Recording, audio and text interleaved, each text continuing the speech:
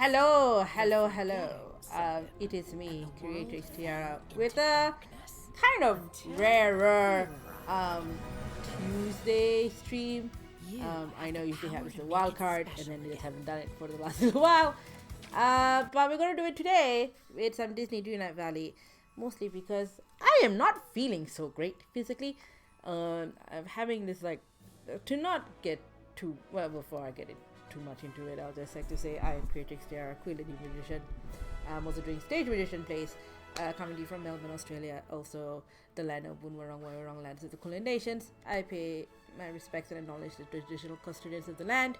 Pay my respect to my elders past and present, and to any indigenous people watching. This has and also be Aboriginal land.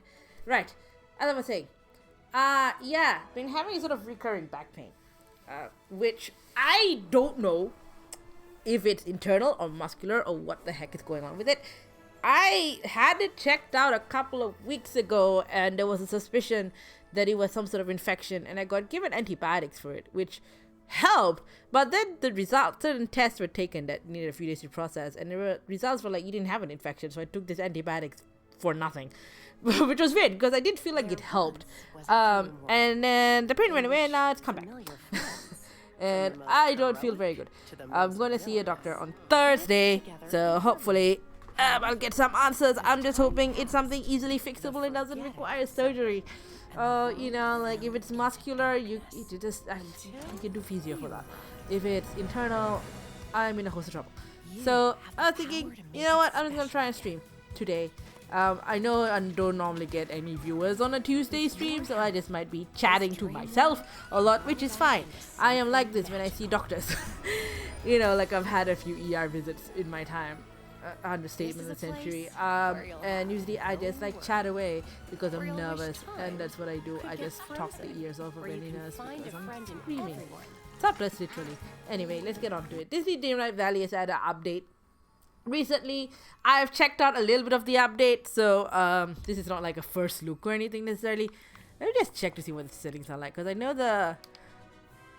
Spirit Valley one's done, so you don't get dinged for copyright infringement. It's very odd for a Disney game. So I've done a little bit of the update. So there was, just to give sort of a recap of the update, there was a blizzard, which leads to you fixing up the pillar of the Frosted Heights. It's kind of like the snow area. So I've done that. Mirabelle's in town now, so I've started that. And now I just have Olaf and Mirabelle's friendship to build up. And, with those, there's more quests and, blah, blah, blah. But in terms of character stuff, I am freaking level 40. I'm maxed out. Everyone else is maxed out because I did binge through this entire game in a span of a month or something. So everyone else is kind of maxed out. And I might sort of return to my strategy of figuring out what everyone gifts is and getting that set up before I talk to people. And then see what Olaf and Mirabelle want from me. So let's go.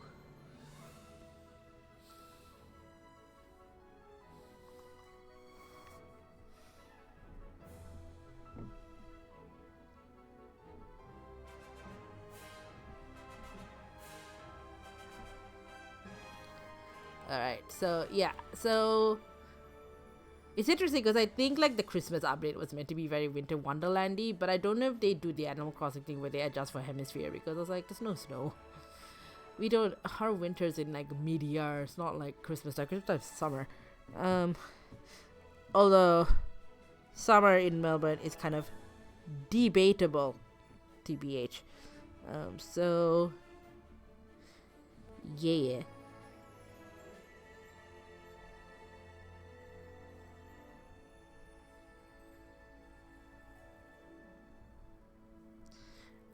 Sorry, I'm just being distracted by a Twitter thread. Well, I'm trying to figure out how to sit comfortably. So my setup, I don't have a typical gamer setup, despite all the efforts that certain spam companies on Instagram are trying to get me to be an ambassador for. I don't have a gamer chair with a gamer desk or anything along those lines. My setup is I am in my living room. I am currently lying down on my sofa, which is kind of my chair, sitting kind of at a 45-degree angle to the TV. I thought the pumpkins would grow by now. I have a plant right for my doorstep. Yeah, 45-degree angle ish to my TV. So well, the sofa's perpendicular to it. The TV, only one screen. So all my game consoles and my PC sort of plugged in, and because I only have one screen, I am seeing this through OBS. So I figure I could do this full screen, but it does mean if there's like chat moderation gets a bit tricky, like happened last on Sunday with Mace. Oh, interesting. I can't hear the sound. You probably can hear the sound. I just like been messing around with like headphones with stuff. So let me just fix something quickly on my end. I know now how to fix this.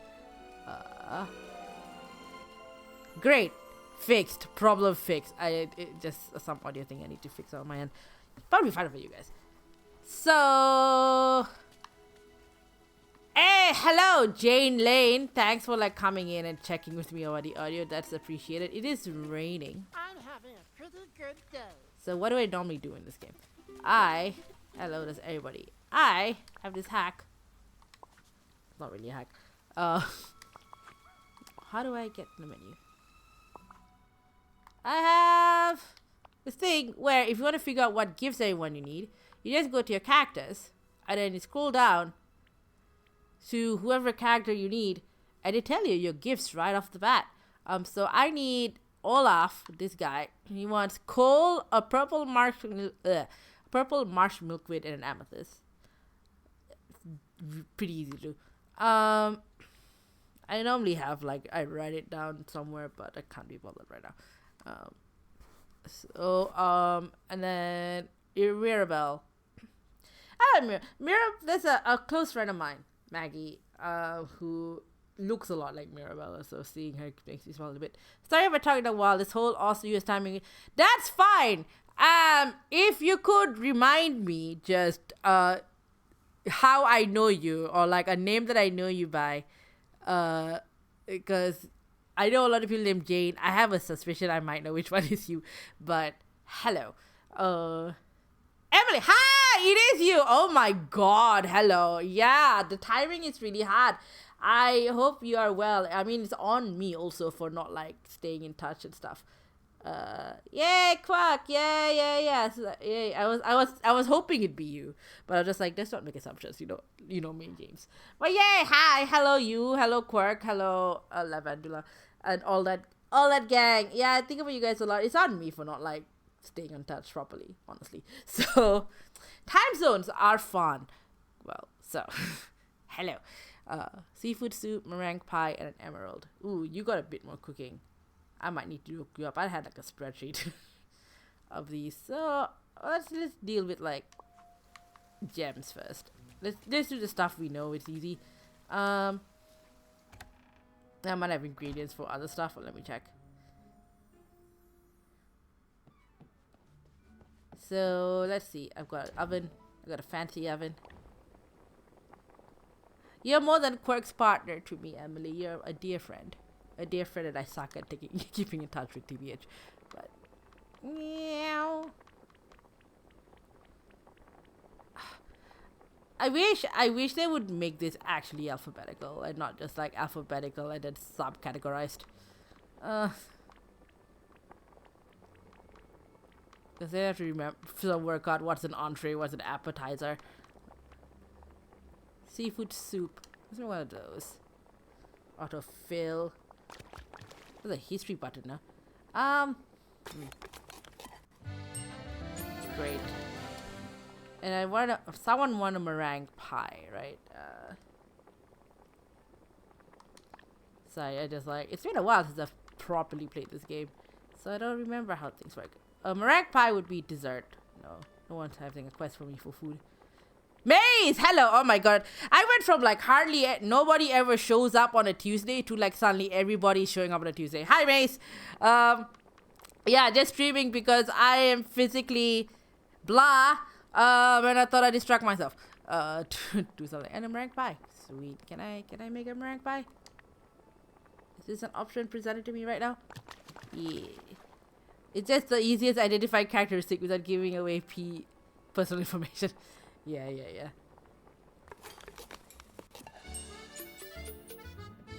It's like I like reveal some secret only the two of us know.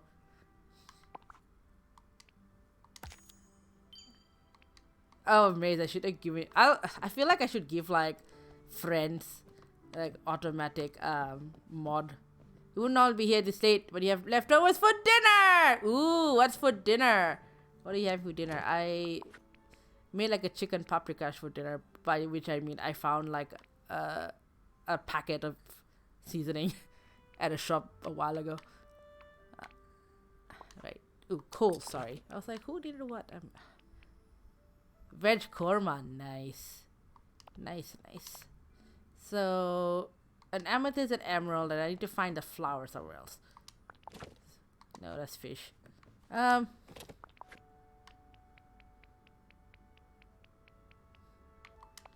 Split one. Oh my, yeah. So, I don't know. I should be like practicing my like streamer thing. I did it sort of like slightly random when I'm like used to Tuesdays. The few times I've done a Tuesday stream being like, this is where I talk to myself for like 2 hours. Like a radio host, I was thinking of it being like, you know, this late night radio host where you don't really have much in the way of callers, but you have space to yourselves. And now suddenly I have people. Oh my god, like what's going on in your lives? We have what's happening? Tell me stuff so I can respond. Man, I miss doing radio. I used to do community radio in Brisbane as 4ZZZ. But that was like sort of a group effort. You didn't often do it alone. Usually there was like sort of like 2 of you. Ah, Mace! Oh my god, hang on. You got Stream Elements have like cancelled you again. Stop! Stream Elements. How do I on timeout Maze? Permit. Yeah, I'm gonna add a permit to you. Sorry, Maze.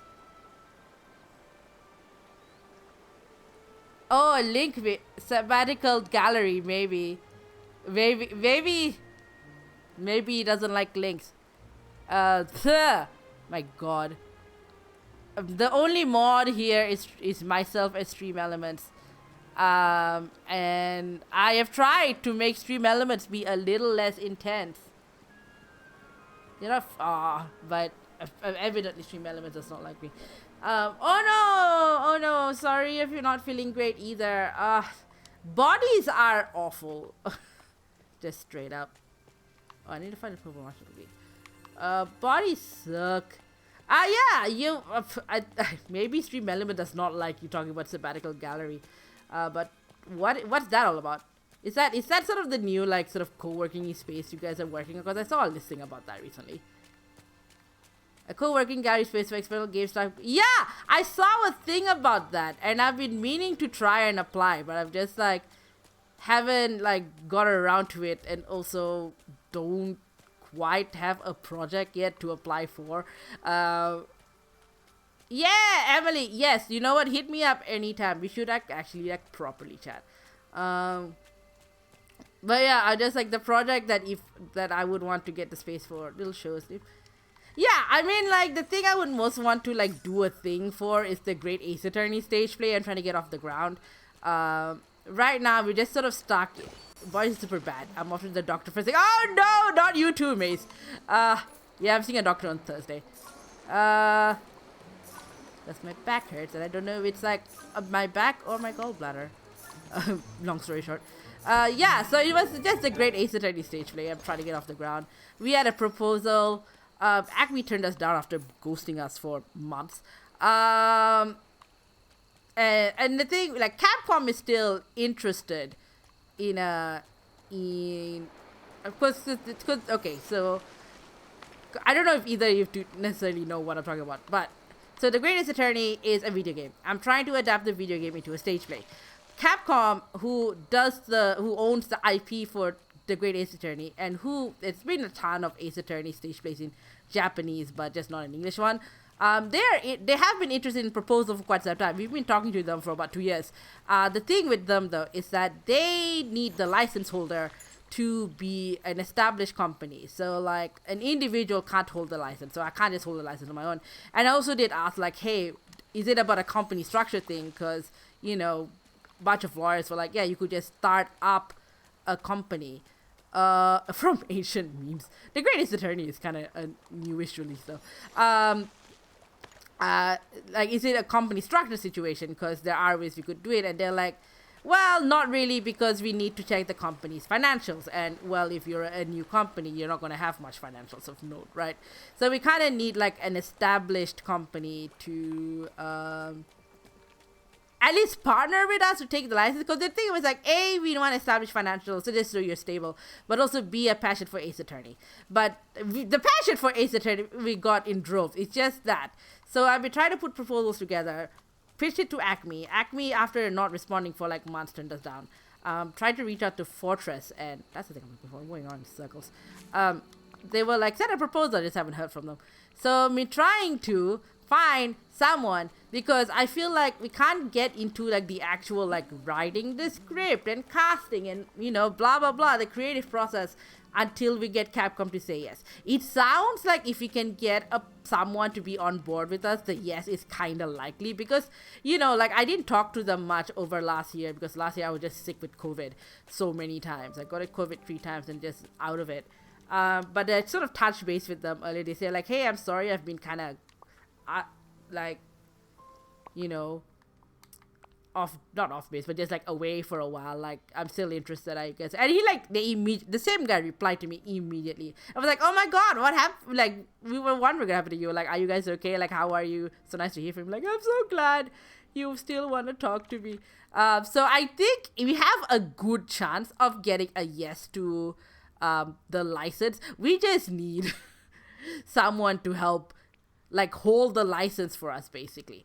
And, you know, like, in terms of getting a team together and getting, like, let's support, you could test kit something. So, yeah, I think the letter of support is useful, like, one for part of it. Yeah, hold the license. Yeah, exactly. So just be like, they need to give the license to somebody. That's our main holdup. It's sort of an administrative thing.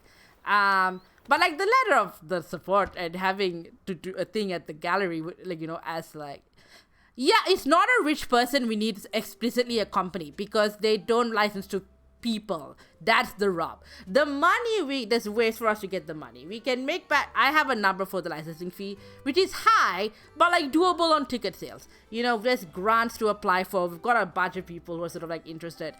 It's just they need a company, logistically, like legally speaking, to be the license holder.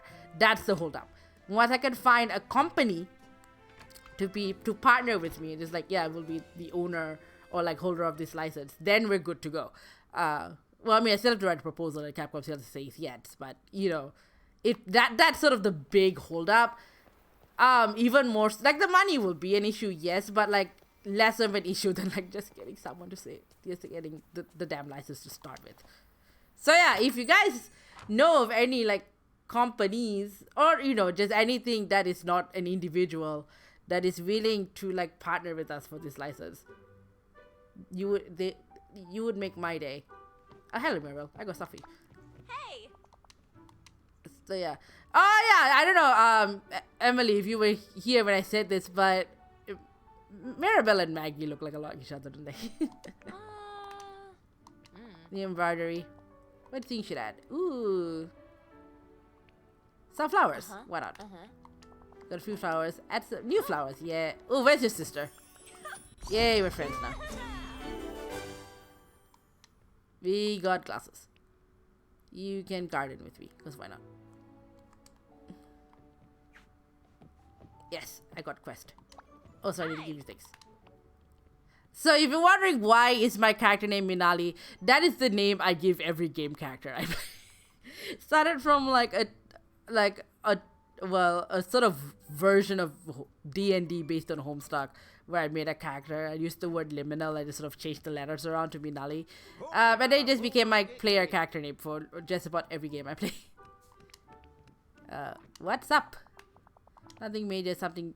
I would normally do voice acting for these things, but my body is dead. So, some damage should have been spent. Oh, yeah, the house. Shouldn't have mattered. Yeah, it's funny how you didn't be snarky with this character. I am Moana of Motunui. Someone is my dear love. Yeah, fair enough. Sure. Let's go to your house. Definitely have to talk again soon. Oh, I want to give you stuff though before I forget.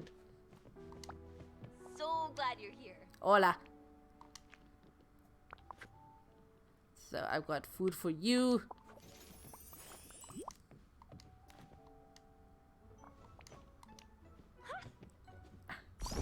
Oh, we're level 3 already. Wow. All I need to do was feed you. Great. How easy it is to make friends. Hi. More things to give you. A meringue pie. Oof, I want pie. Sabbatical doesn't have much financial history. Bankroll. Yeah, isn't it like the thing with like most art things is literally just one guy and his savings? I guess because I remember actually asking online, well, I put a thing on Ask Meta Filter about why is it that you see in Japan there is so much video game. If I'm going to be closed in November. Oh no, dang, just as we got in too late. Well, I guess short-term projects are fine. I should probably just sneak in and look then before you guys close. Anyway, what was I saying? So there is this interesting thing where Japan has a lot of video game stage play adaptations, right? Like, there's been a bunch of Ace Attorney ones, both the huge Sakurazuka, like, musical ones. The character in... Oh, thanks, Robin. Robin, a Dick fan. Hi. Cool. I have a job on Tuesdays, but that doesn't mean I can't come by. Yes, I have 2 jobs now, Jesus. What was I saying? Yeah, so the Ace Attorney has had a bunch. There's been a bunch of musicals with Takarazuka review, which is like this big all-girls review. And also like a bunch of like non-musical ones. Well, with the license owned by an advertising company, mind. Where did I put her, Casita? Oh, up in the forest. And then, you know, Danganronpa has a stage play adaptation. Persona 5 has had a stage play adaptation. And just about like any video game IP has a stage play adaptation in Japan. And I was wondering why this is, right? Like, it seems like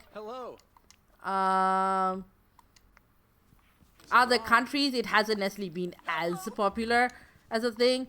And so I was curious about that. And so I asked Benefilter and Paul is very hyper. And if these people came up with a few answers. One answer is that like Japan doesn't have a ton of like contemporary theater repertoire, right? Like compared to Broadway or it's even like Australia, right, where you have like Hamilton and Moulin Rouge that comes by, or you know, we get like more theater and musicals and stuff where you don't necessarily see like a Japanese Hamilton. So the way they get their repertoire is through like other IP, like video games and anime and manga and stuff like that. That becomes the stage repertoire. And the other thing is because it's a very good, easy vehicle for like idols or like emerging celebrities and stuff, because it's not necessarily seen as high art. You know, it's kind of like a low stakes, easy way for like fangirls. It's basically a vehicle for fangirls to spend their money because they're like their favorite idol is playing a role in this character, in this play per se. And it's not like some sort of big artistic thing they're trying to make. Like, you know, there's nothing stopping from being good quality art, but it's not for the art, it's for the entertainment value. And fangirls power the economy of like, Japan, honestly. So it's interesting to think about it because I was coming at it from this great ace. They don't even go to Tokyo. Gay comics. Yeah, definitely. And I think part of it's because like in Japan, it feels like an IP is not limited to its medium, right? Like game IPs, you could start as a game, but let's take Ace Attorney as an example. There's stage plays, of which there are many in Japan at least. There's been a manga series, there's an anime, there's a live action movie, which is hilarious. It's like, it's very janky but very funny. There's been like radio, sort of like audio CD story things. There's been like pop-up events, right? It's such a thing.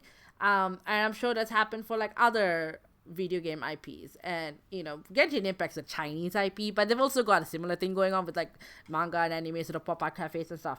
And I think in Japan it's just like, because I think IPs are seen not just as, oh, this is a game IP, this is an anime IP. It's like, this is an IP. So we're going to turn into as many different things as possible. Get the people in, because we have fans. We have fans are coming that will spend their money happily. They don't even go to... I mean, they might. I'm not sure, actually. But I don't know that they necessarily have, like, quite a strong thing. Like, I know South Korea has had a bunch of, like, musicals. Like, I think there is a South Korean Legally Blonde, but I don't know necessarily a thing in Japan. But that's where Japan gets their IP from. It's, like, video games, anime, manga. There's a Spirited Away stage play.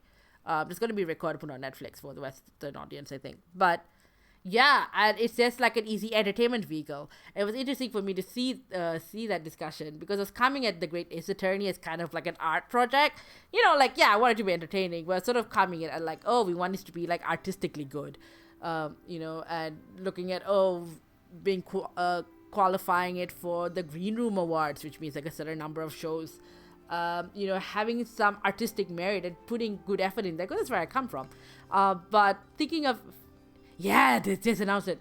And, you know, we're in Japan, like, it's okay if it's not the most artistically salient piece. You know, people watch it to be entertained. They watch it because their favorite so-and-so is there. Like, Takarazuka Review has so many fangirls. And that's what powers the show. Like, you don't necessarily need it to be, like, a critical success. Like, it's just like, hey, people want to get entertained, it's fine. Yeah, so that was sort of an interesting thing to look at. I sort of wonder, you know, if we talk to Capcom about our project, how does that affect our negotiations? Like, would the proposal need to be more on like entertainment value, or would it be more on like artistic value, you know? But also something else that I found in my research, so 2021 we did an audience research survey on the Great Ace Attorney stage play, and like who will be interested in it, what would be interesting to you about it, you know, like what would draw you. And what I noticed was this interesting thing where we had a lot of the respondents were people who were Ace Attorney fans, or at least like familiar with Ace Attorney through gaming, and a lot of them had never really been to a stage show before, but they were very willing to take on the chance of seeing a stage show because it was Ace Attorney, right? They're like, I am not familiar with the theater, but I would go and see an Ace Attorney stage play. Or, you know, if it's a theater show that involves a story I'm already invested in, I would go see a theater, even though I'm unfamiliar with the medium.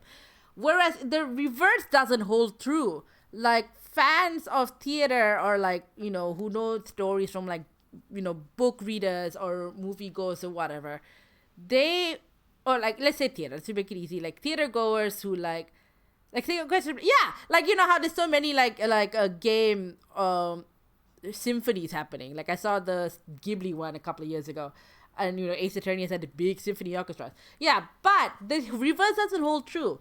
Like, I don't, like, take theater as an example. Like, people might be fans of Shakespeare from the Shakespeare plays. They are not necessarily going to be inclined to play a Shakespeare video game if they aren't already gamers, because to them it feels like, oh, that's a new medium. I have to learn so much about video games to get involved. Video games are a big time investment. Whereas gamers are willing to take a chance on theater if it's an IP they're already invested in. It's like, they might not go and see theater for the fun, just for the heck of it, but if it's a show about their favorite game, hell yeah, they'll go. And I think there's something just like beautiful in that, where like video game, yeah, but it's interesting to see how like gamers are much more willing to explore other arts if there's a hook for them. But the reverse doesn't hold true. And I was just, there's something beautiful in that, because video games get maligned a lot within the wider arts community, being like, oh, that's not real, games are not real art, or games are just entertainment, or like there's no value in games, blah blah blah. Whereas gamers are like chomping at the bit to get more invested in the arts in other ways, like in theater and music and whatever. They just feel intimidated by it, because they're like, you know, I don't know anything about how to get engaged in theater. It feels like it requires knowledge that I don't have. But you give them something as an entryway that they're familiar with, they're in. They're all in. Video games are pretty high barrier to entry. Well, I mean, it depends, right? Like there's been efforts to make that sounds the responses people are saying. It's like, oh, video games are very inaccessible. But like there are ways that are making it easier, like mobile games are getting pretty popular. You know, there's a lot of games you can play on your browser or on your computer. You don't need a fancy console to do some of these things. And you know, like people find theater inaccessible because for the same reasons, ticket prices are high. You don't know how to behave in a theater. You don't know like what norms there are. It feels like there's invisible norms. People talk about like that for orchestra or opera. Or, you know, with comics, you have things like, I do not know where to start with this comic series. There are 50 million comics in this one series. Where do I even begin? So I think every medium has like a level of inaccessibility to them. But it feels like gamers are more willing to test their access, or like, you know, experiment if there's a hook. And, you know, now that we have a natural cultural policy and like all of this digital strategy things, that's just something I'm really interested in exploring, really interested in unpacking. There is a particular job application that Mace knows about, but I don't want to say it out loud because I don't want to jinx it. For an opportunity that if I get it, would allow me to further explore that. I just think I wrote a slightly crap cover letter. It was 1 page. And I was like, there's so much I could say about this, but I can't fit it in 1 page. So it's a very particular high-ranking job that if I get in, I would love to explore that further. But that's kind of like my thing with the Ace Attorney stage play, and I just think it's interesting, like video games and stage plays, or video games and performing arts, how they come together, which is why I have this streaming thing about like stage magician plays video games. Not just because I had this is like this avatar I made of myself is based on my Queer Lady Magician character show. The character is me, but like fictionalized. But also like stage magic in video games is sort of a thing I'm exploring on Sundays. And just, yeah. Anyway, that's a long ramble. But yeah, that's something that I've definitely been super interested in this year. In the last like little while, the greatest Ace Attorney stage play is a manifestation of that, but it's something I'm very interested in general. Okay. Oh yeah, you need this. Speaking of stage plays in video games, Olaf is trying to do a theater show. This is the quest, like literally, he's trying to do a play in freaking Disney, in this magical Disneyland. He said, "Whoa." A machine, a few words. Yay. The Legend of Me. But I'm boring. I'm pretty great. Look, I'm famous already, so it's fine. Oh, sorry, when fell asleep. Wait. A snack. Oh, you're hungry now? Oh, well, thank you. Oh, thanks. I mean, Olaf, you're speaking my language. I keep getting super distracted. I am trying to go to Mirabelle's house. Mirabelle's house is up here.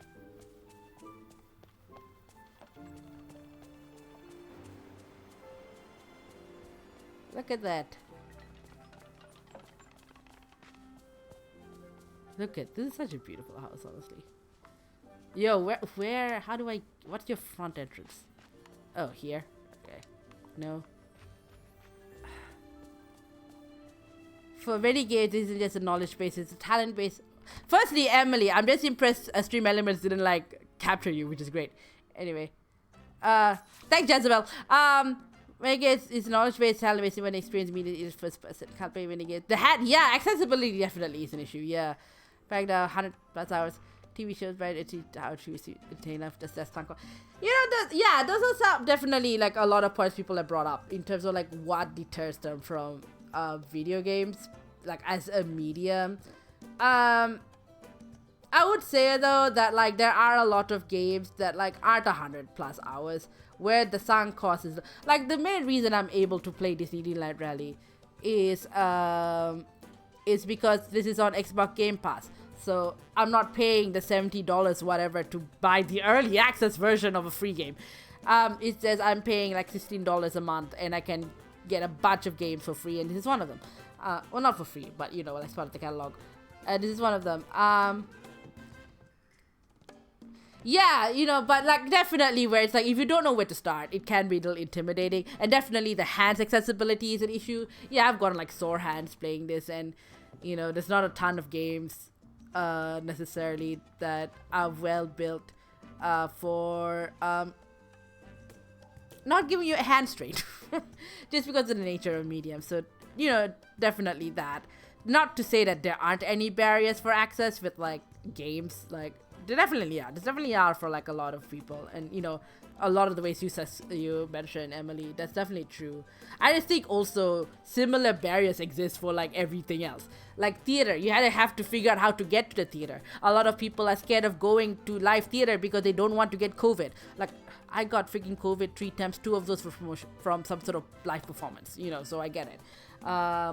There's only so many seats, and like some shows have strobe lights, which I'm on a campaign against.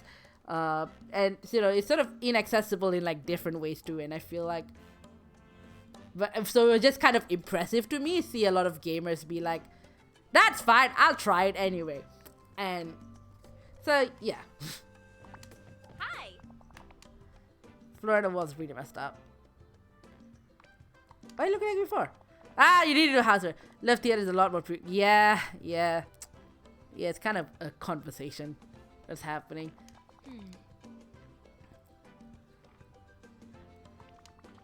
We'll start with the basics. Dandelions. Oh, I need to find more flowers. Great. Huh. We're gonna do a home reno. Cool.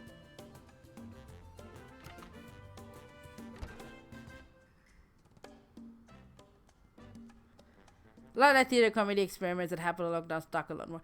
Yeah, actually, interesting you say that. So I was at Acme's Arts, Culture, and Technology Symposium, I think last week or the week. No, it would be the week before.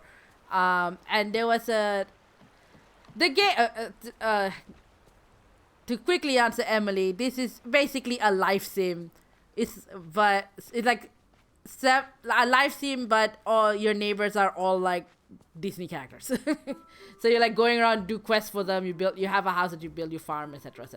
Anyway, so yeah, I was at this Acme Symposium, and there was a discussion about like during COVID, during lockdown, you had all of these like live stream events, and what happened to those? Can we bring those back? Like there's so much digital theater. And so the panelists, a bunch of them were like presenters in like big festivals and stuff. And they were like, one of the things they brought up was a concern was that, we haven't figured out how to pay for royalties for performers being live streamed. Like there's sort of different cost to that. And there hasn't really been like a good discussion around like how much to pay performers whose work gets live streamed. And then there's also stuff like, it will degrade the quality of the work or whatever, which I was very annoyed with. I was like, it doesn't have to be an automatic degradation of the work to make it digital. But that thing about like, live streaming rights, and it was just sort of frustrating to me, but also knowing this from like trying to do the Great Ace Attorney stage play, that it's been 3 years, and at least in Australia, I can't super speak for anywhere else in the world, there still hasn't really been a good, people still haven't figured out what sort of rights management there is for if you want to live stream a theater performance. Like how much do you pay the actors, which they should be paid, but freaking like, if I asked our version of equity about this, like, hey, what do you know of anything about like what the rates are if you want to live stream a theater performance, or sell a recording of a theater performance? They never got back to me. They're like, we'll get back to you, and then never did. Yeah. Signing contract is I won't claim copyright on game streaming platforms. Yeah. But also it's an interesting question, because we do want people to be paid, right? Like, we want people to be paid fairly. But the fact, and, you know, they've semi worked this out for, say, Cinema Nova, theater. Yeah, but I think it's more like theater producers are having these questions about it. And they're like, well, because we don't know how much to pay our actors, we're just not going to try and make it a thing where we have to worry about it. And so it's more like, you know, the people making the plays more than the people screening theater films. But I was like, it's been 3 years. You still haven't worked this out. Why? Like you've had, and you know, they figured this out for like TV, I guess. You know, you could take the TV model where you get paid residuals. And but it's also like, you know, they still haven't worked out like how much do you pay artists whose music are getting live streamed, how games are getting streamed or anything like that. You know, it's still like YouTube monetization. What does that work with copyright strikes and whatnot? Which is sort of annoying to me to realize, to sort of remember, like, yeah, they still have not figured this out. And also the tech to live stream events, it is expensive. You know, some places did invest early on in like cameras and gear and stuff like that, but it's sort of sitting around unused. But at the same time, like, you know, in Australia, we don't exactly have the big, most useful bandwidth in the world. Is it cheaper though? Like, cause I feel like a lot of arts producers and organizations, we all don't have a ton of money. So, and there's a lot of hesitation. I'm like, oh, we don't know, we're gonna spend so much into tech. Well, I've certainly gone. Yeah, Emily, like you said, like streaming TV was syndication and screwed over. Yeah. So I think there's similar conversations happening with theater. And so that's why a lot of people are like, oh, you know, like doing this during lockdown was an interesting experiment, but we still haven't figured out how to make sure people were paid. And so we're not going to try. Which kind of has the side effect of like all these people who could not access theater originally, but had access to it during streaming and now just sort of deprived again.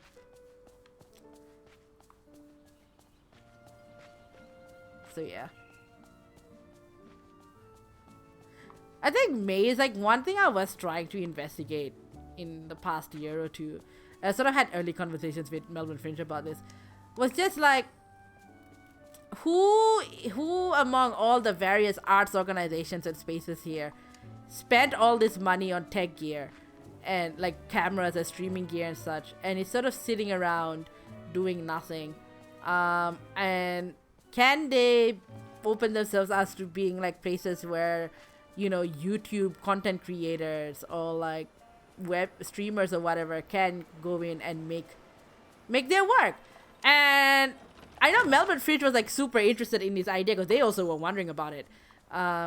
Wheeler Center had the tech, but they were charging really high amounts. So like, this is inaccessible to anyone except a corporate. The Hair Hole, bless the Hair Hole, they actually did try to set up a streamer thing. Like, they actually invested in a streamer rig, but they found that no one was really interested in it, which I think partially was just like, they don't have the greatest management. I won't go into it further, but their management could use a fair bit of work. But you know, they actually did invest in all of this setup because they wanted to help their artists get into streaming, and artists were just like, either they don't know or they just like weren't interested. So yeah, so it'd be interesting to see, like, when you say the tech is getting cheaper, like, what does that like look like? Because we don't have a ton of money. Yellow Daisy and a green riding. Press them on.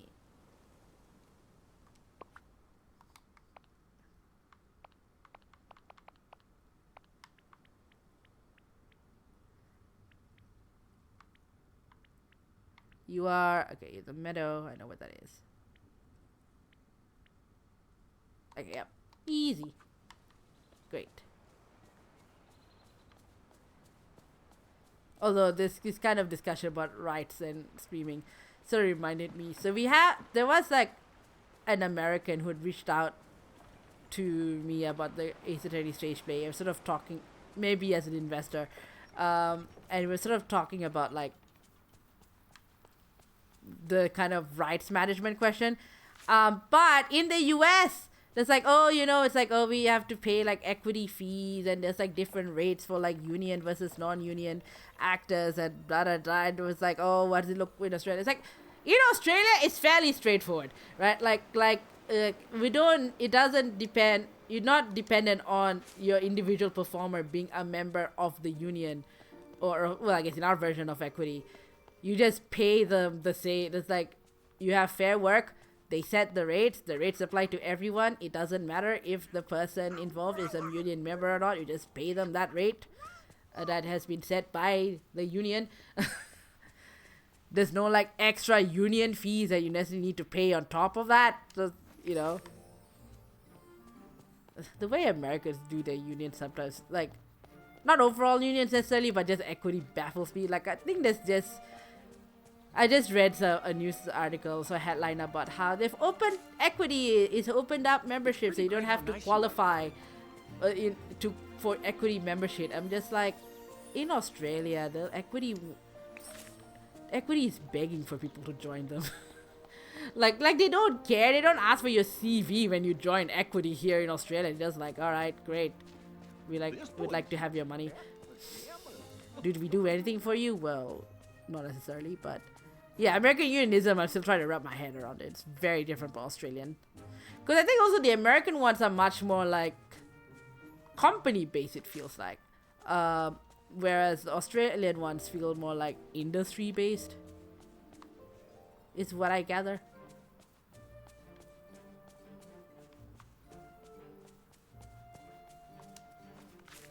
With like for media, for example, there's not necessarily so much like a News Corp union as it is that Mia has representatives in News Corp, or there's not necessarily a Coles union, but more like the union that has to deal with retail has like reps at Coles or stuff like that.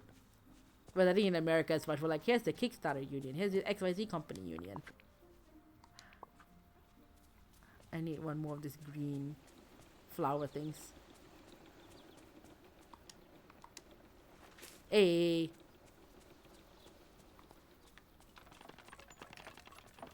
Mother knows best. Don't forget, dear.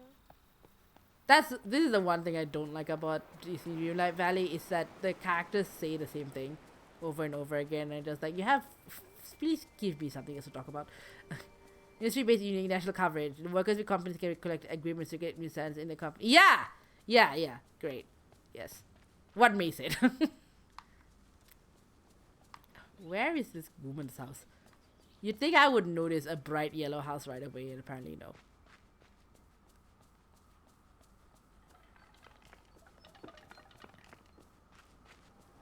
There we go.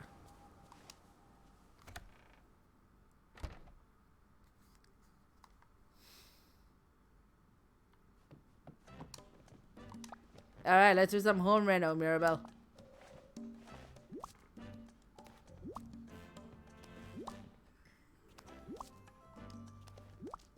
Oh my god, this takes forever to load. So glad you're here. Aye, great. Yay, home reno time. Because oh my god, more. How this is the busiest I've ever had a Tuesday stream. Hi, it went from like 0 people to like 10 people overnight. American Union totally crashing rate. Yeah, so has Australian unionism, but I think it's sort of reflected in different ways. I think, Emily, just the sort of the result. Like Australian unions also have been given like a tough deal. Streamer with Writers Guild and SAG membership. There's a lot of comments paying your dues before anything ever is done. I mean, literally, it's just like I have a bit of a bone to pick with Australian equity in that I don't think they really know what to do with independence very well. They've got their shit together when it comes to like people who work in main stage productions like Hamilton, or like with TV, stuff that's more structured, has a hierarchy, like who your boss is. Whereas for a lot of independents where you are kind of your own boss, or like, yeah, you're technically your director or your producer is kind of on the same level of you. They're just the person dealing with the money, and therefore are your boss in a weird way. They don't really know super how to deal with that, and so you get organizations like Theatre Network Australia or whatever that are slightly more useful for indies. But we still like abide by MIA rates, you know, we still like abide by union. A lot of people are unionists at heart. It's just that the actual practicality of the union leaves a lot to be desired. How's a union to dedicate time to yours if you haven't contributed to the cause yet? Yeah, you know, that's the thing with like Australian equity, where it's like there's a lot of people who are contributing to the cause. They're just doing it outside what the union is doing, you know, like they're building their own coalitions and movements and like doing a lot of change, but because it's not necessarily stuff MIA is doing on their own accord, that's the figure is presented. But it's like, yeah, people are doing stuff just because they don't have your stamp of approval. Yeah, because other freelancers focus more yeah, I think media in MIA, the media journalism section has a very strong freelancers section. Marissa, who you know, Maze, has been kind of spearheading a lot of that, and they and I talk all the time, mostly me ranting about equity to them. And like, whereas the equity section does not know how to deal with freelancers, like at all, like their version of freelancers. They're like, don't understand. But like your boss, and like, I am my own boss. What do you want to do about it? When gigs are far between, hard to keep up, seduce a much more than typical job pays. Yeah, like, but I still don't super understand how like American SAG Writers Guild works. Like I look at their like rates and I'm just like, what? Oh. Fee scale according to income. Yeah, I guess it depends. I feel like every unit is a little bit idiosyncratic how they do things, but maybe that's just because I'm a bit annoyed at MIA. But I say this right now, I'm getting banned from all the MIA. Equity knows I have a bone to pick with them. I'm the most annoying thorn on equity side. So like, it's not, me ranting about them is not going to be in use to anybody.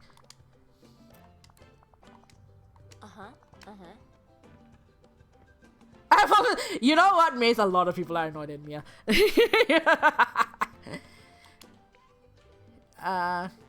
Caring for your house is important for returning to your home. Ooh, oof, Mirabelle, oof. You stabbed my heart. Completely changing the topic from the usefulness of unions. Yeah, something definitely I'm grappling with my own home. As I've been in a new place like about 2 years now. You know, own the place, which is sort of a big thing to wrap my head around. But had this big plans for renovating the place, or sort of like redecorating it, and then we had 50 billion lockdowns getting in the way. And then in 2021 could not get anything done due to lockdown. In 2022 could not get anything done because I got hit with COVID 3 times. So this, I'm looking. There's a chair with a bunch of art sitting there waiting to be hung. There's I have to save some money for some things I want to add to the house. This coffee bar that is half set up, and I don't drink coffee anymore because my stomach doesn't kind of stomach it. And just stomach cannot stomach it. And then just but it was sort of this interesting thing. I've always been very utilitarian in the houses I lived in. And then now it's I want to decorate. The resources are lacking, but I want to make it homey. How do I make it homey? I mean, I'm trying. It's a work in progress. Tempted to, but I don't have tools for it. I do, my parents came to visit last year, and they did help me hang some stuff up on the wall. Just because we have concrete walls on some of them, so trying to drill into them has been a bit annoying. But yeah, man. I mean, my drawing skills, I'm learning how to draw this year, but otherwise just be literally scrolling.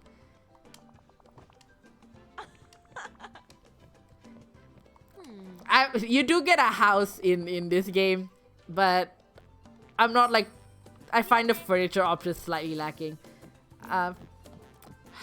Don't make me shop. You're calling me out for not decorating my house in this game. It's not I found home decorating in Animal Crossing kind of fun actually, and a lot of my Animal Crossing decoration has kind of informed the way I decorate my real house. But I feel this Disney one, it's just a bit, it's a little less interesting. But hey, I've been given a quest to shop. I'm gonna switch quests. The house can wait. I'm gonna deal with this theater thing first, which apparently involves snacks. I do have a snack cart now. I got inspired by, oh my god, the restock videos on TikTok. I have a cart with snacks. Where am I going? I'm lost. Please excuse me. I'm trying to get to the restaurant. Meow.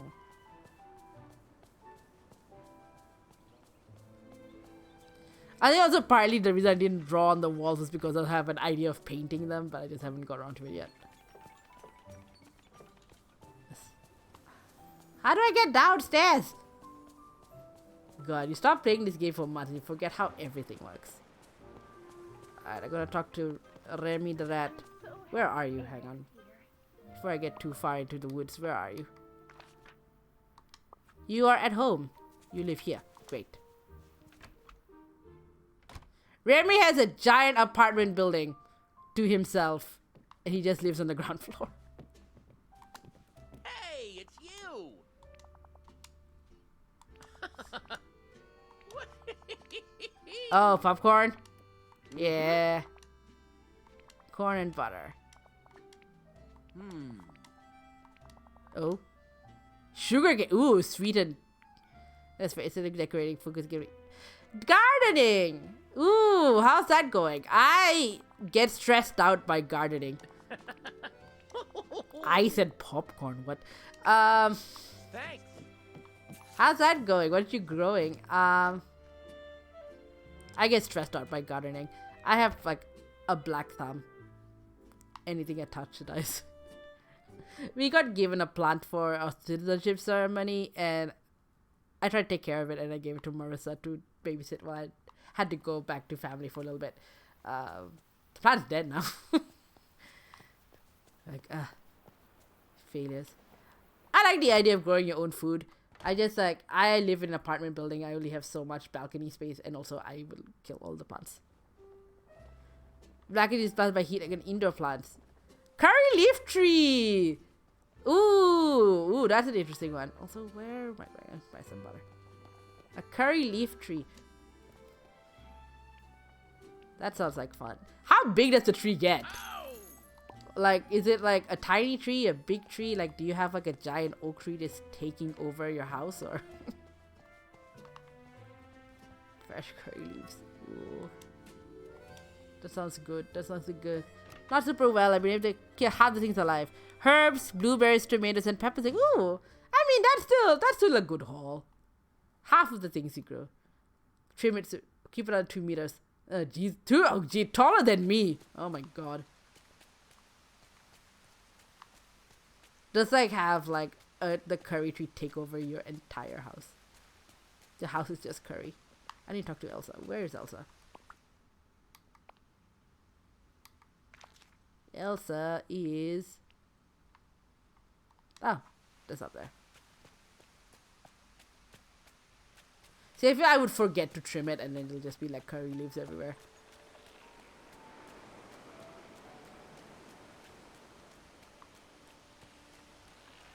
Hello. Hi there.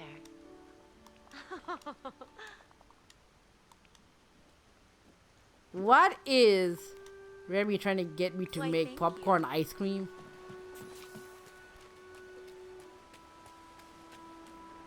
This curves against the ceiling. Oh my god. Wow. Okay. It's on a bench. Wow.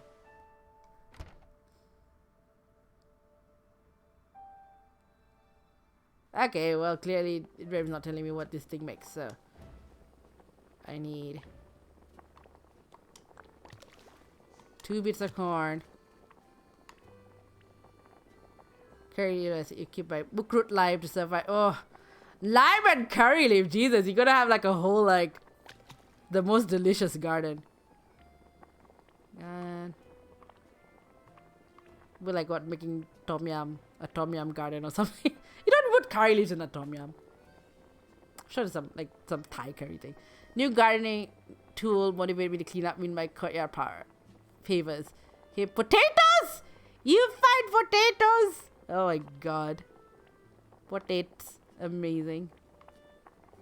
I tried planting some herbs and it died. So that is how incompetent I am with gardens. I think, okay, so there's also like a stupid reason why I'm kind of like anti-gardens. In 2005, I went on a tour with Up With People. It's like sort of this international youth tour thing. And we went to like 6 different countries. You know, we'd spend like a week in each city. And we spent about 6 weeks in Japan. And 1 week in one of the cities we were in, you do like a community service project in every city you go to. And one of these community service projects was we went to this park and they'd been taken over by some invasive weed. And the project was you would go to this park and then all of us would try to like pull up the weed and then in the process learn about invasive plants. There were like 40 of us working on pulling up this invasive weed from this park and we barely made a dent. And ever since then, I've just had a grudge against gardens. It's been like almost 20 years and I am still not over it. Like, oh, damn this weed. Okay, so we have sweet frost popcorn. Sweet popcorn is nice. Ice popcorn? Not entirely sure about that. Although I bet popcorn flavored ice cream would be amazing though. I like the buttered popcorn Jelly Belly the best. So that doesn't work. Basil, coriander, dill alive yet. Some luck with rosemary, my thyme and ooh. I bet you guys' house smell really nice. Where is Olaf? Olaf was like here 2 seconds ago. Oh yeah, just wandering around.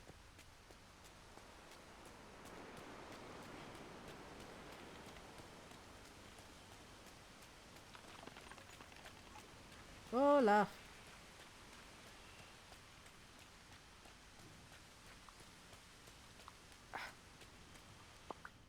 She could just like not have to have a mic connected to this. He's going to the beach, but just be like yelling in the mic, like, "Where are you?" Wasn't there like a game? I forget which. Might have been like a version of Animal Crossing or something where you could like, if you're looking for someone, you could like yell into the console's microphone and they'd come running. Don't forget, I'm here to help. She's starting here. Ooh. You guys would be spring there, right? Because it's getting into autumn here. I don't remember anything else. Seed starting time.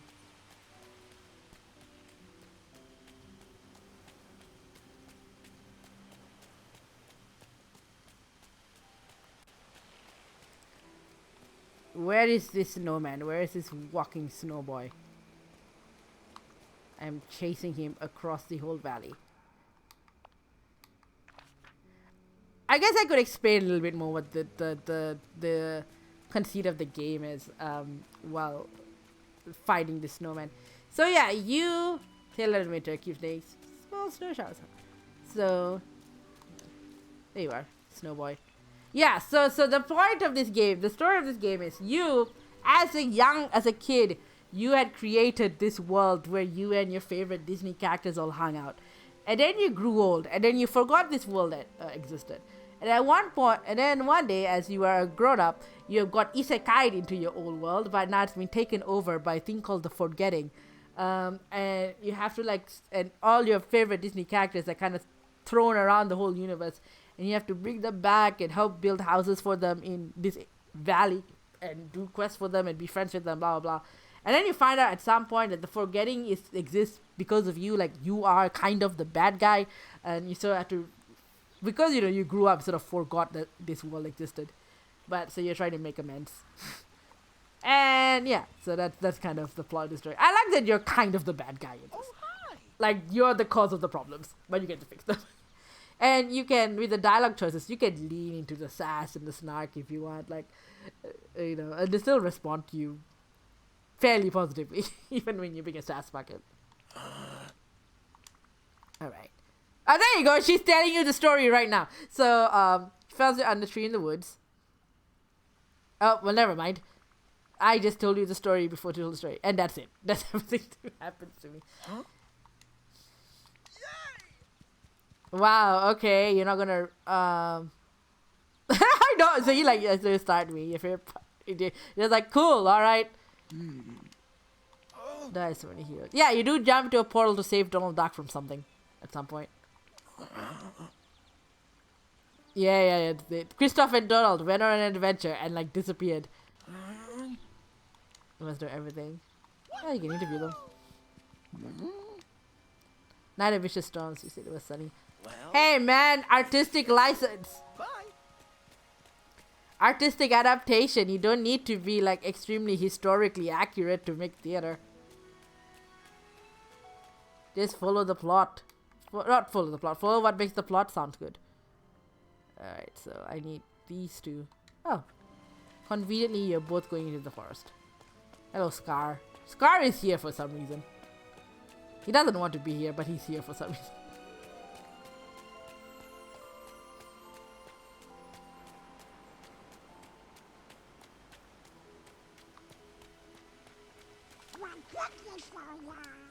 Yes, what happened? Oh boy. Camping on Silent Plateau, since you sat on the wall of the cliff. Wings is big as the house. I think that's us. Two-headed... Oh, never mind. A dragon. We don't have those. Not anymore. Ooh. So there was a dragon. Forgotten land. Things got worse. A chasm. A sea monster.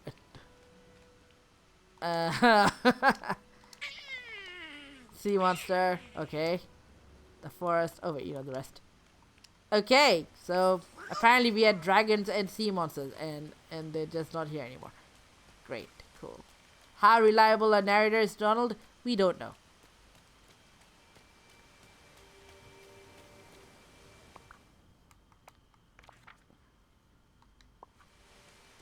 Kristoff, come back. Kristoff's a nice guy. I like Kristoff. He's a good bro. So, I kind of need your help. Yes, can you verify what Donald has to tell you? Camped out at Sunlit Plateau. The Nightthorn showed up. Yep, that's sort of the forgetting. It's also something I'm really mad. The sea monster was his demons. Dragon. A shadow. Thought it was a dragon. A hummingbird. Oh no. I mean, you never know. What kind of hybrids? Not much adventure. Forgotten lands. Yep. Sea monster. A puddle. A frog. Oh no. Yeesh.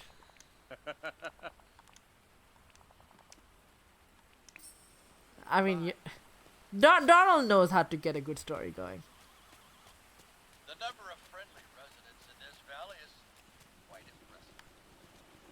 Oh, yep. Buzz and Woody from Toy Story are in here too.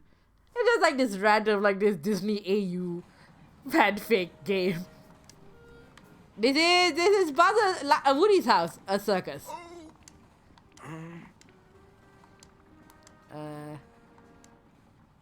I tried to explain this convoluted story.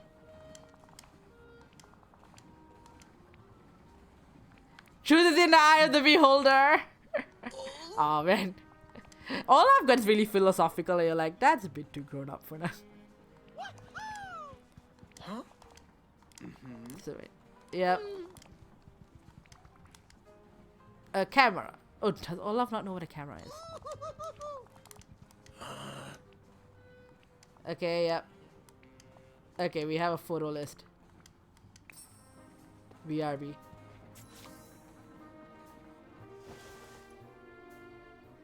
You know, Emily, it was wild to me to hear that California was getting snow. Like, I know you're not there anymore, but like, just heard the news like, oh, all of California sees snow. Like, what? First rule of toy ownership, never leave a toy in the rain. Well, get inside then, Woody. No one's leaving you in the rain. You chose to be out here.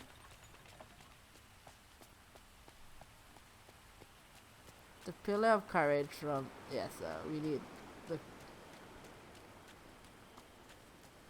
I mean, I think Melbourne had snow like once, but you had to be pretty high up. But I was hearing people being like, oh my god, there's snow on top of my apartment. What? We had an earthquake last year. That was wild. epicenter was somewhere like in a suburb around Melbourne, so it wasn't like, oh, New Zealand had an earthquake and we got bugged out. Nope, there was an earthquake here in Melbourne last year. My building shook and I thought the building was gonna collapse.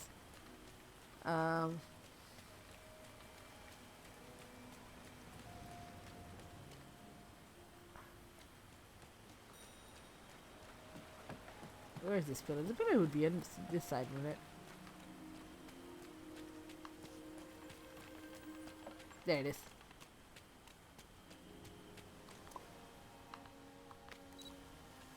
Alright, let's take a photo.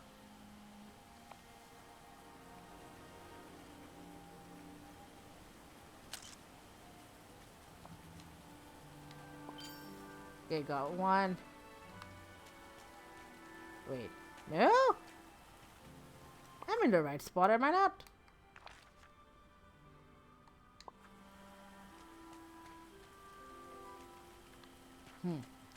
Weird. I'll try that again.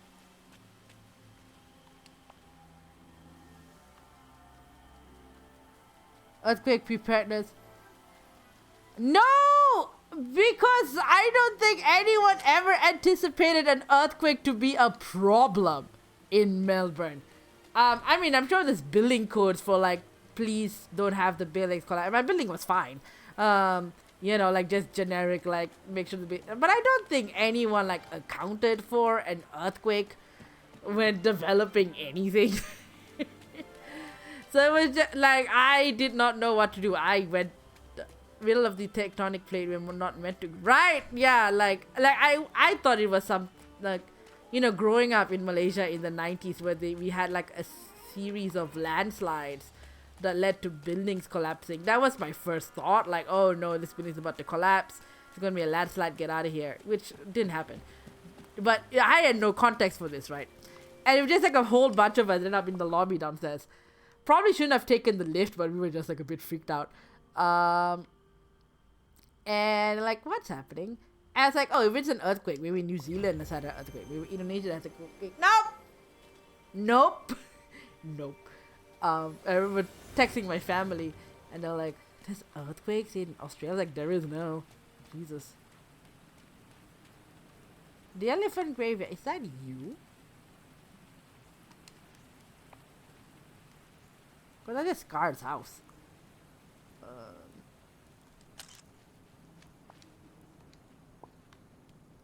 Oh, that worked. Weird. That means the forest one didn't catch.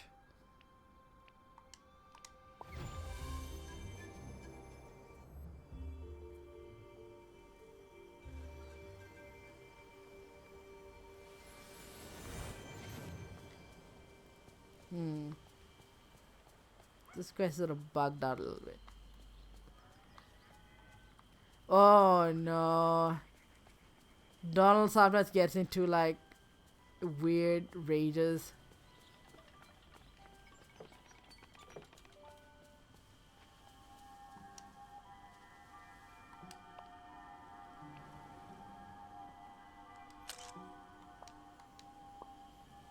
I have no idea why this pillar thing is not working. Like, do I need to capture it from the other side? What's happening?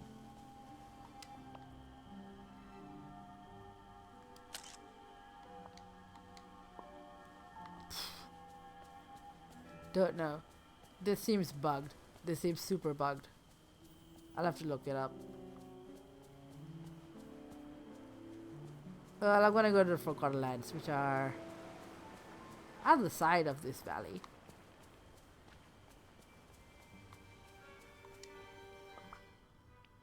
So weird how like I lived in the Bay Area for like 3 years or something and never experienced an earthquake there. Like, even when earthquakes did happen, never like felt them. I come to Melbourne and I get an earthquake.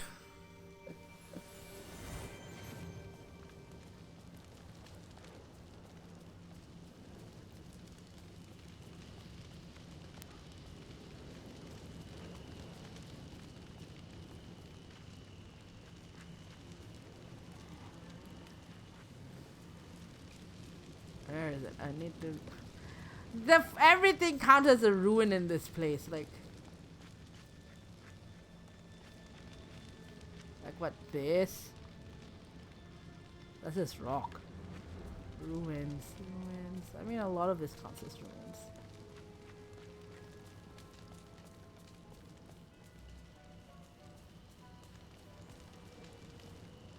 That's just creepy plants. Ruins. Oh, I'm stuck.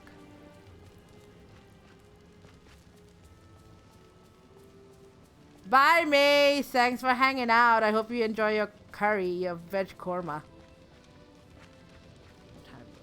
I've got 45 minutes left. I'm just wandering around because I'm looking for ruins and I have no idea what they mean by that. Because this whole place is ruins.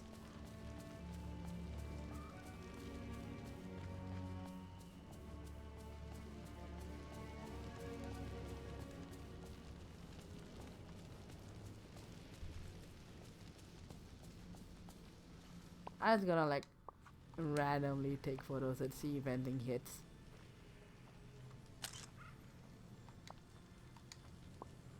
No.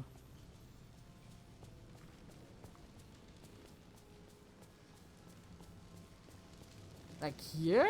That's not really a ruin. That was more like a magical thing they set up for a different quest.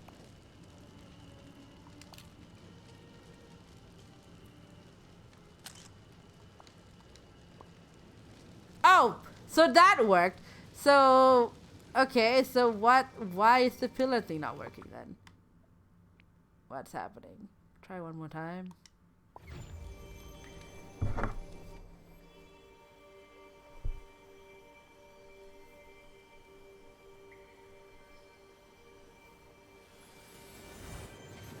You're not ready to get, okay.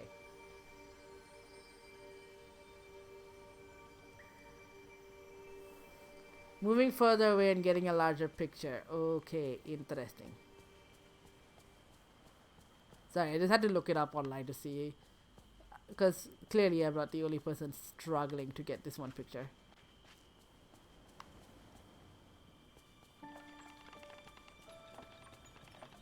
Ooh, the house interacts. Only just noticed that.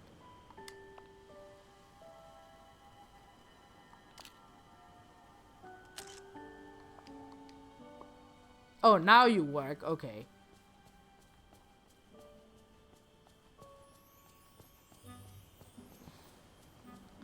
Wee. Alright, now Olaf, where are you?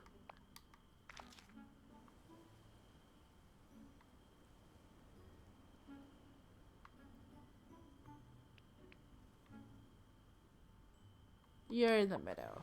Great.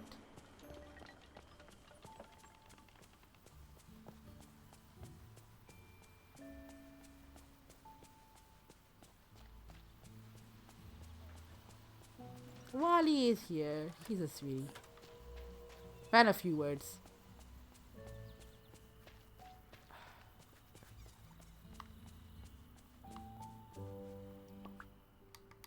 Where are you?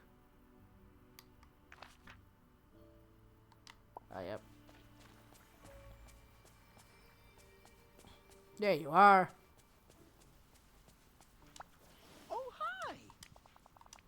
A story, pictures, co-writer, hell yeah. There we go. He'll talk to us when he's ready with his script. Great. And now I guess we have to buy some furniture. Don't particularly want to. No, Mirabelle wants me to do some home reno.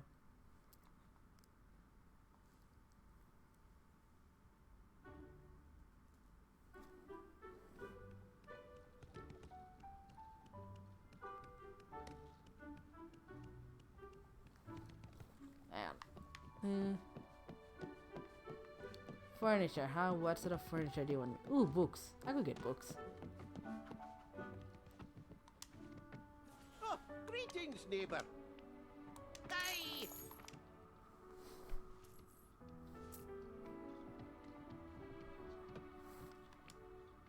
Bye-bye now.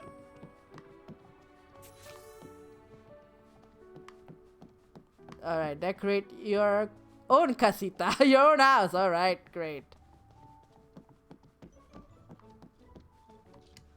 If you see Moana, tell her Maui. Hang on, I'll be 2 seconds. I just need to reply to someone's message, but I will be back in 2 seconds.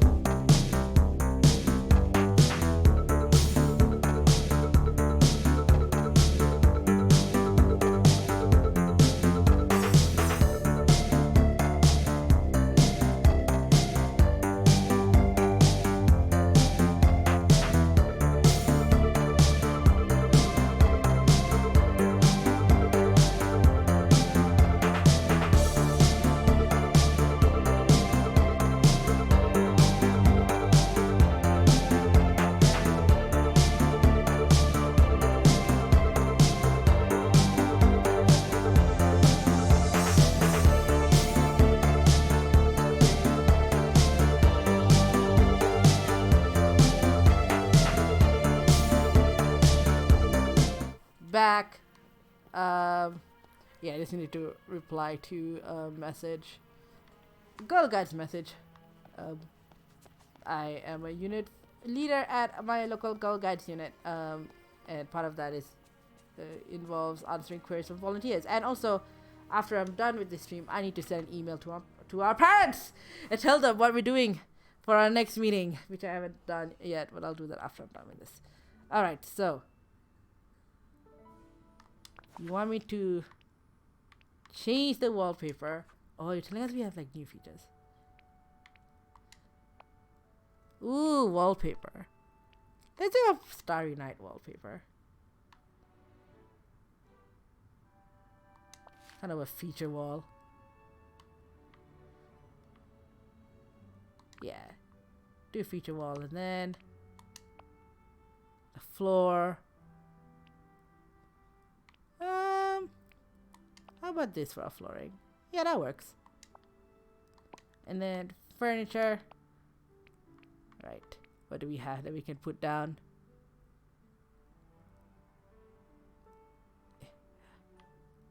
I mean, I like the stuff I have. Poor unfortunate bookcase. We need 5 of these, so take a bookshelf. Maybe.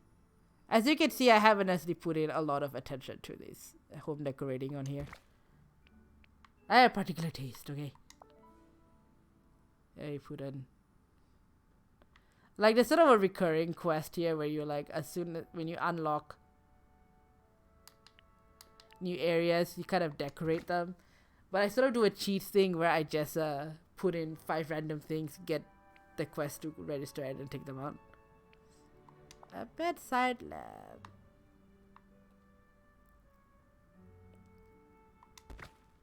Okay, great. An ottoman.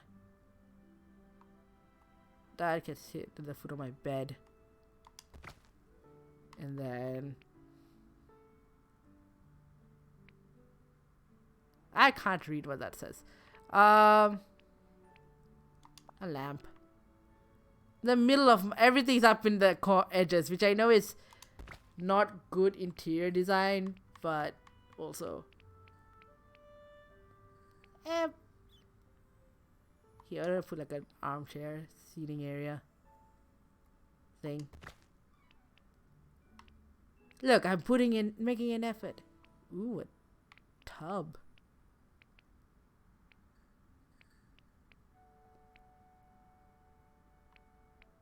An L couch for pals. Amazing. And like a little like dining table, I guess. There's no logic to me decorating this place. There you go, look at that. Look, I did my home reno.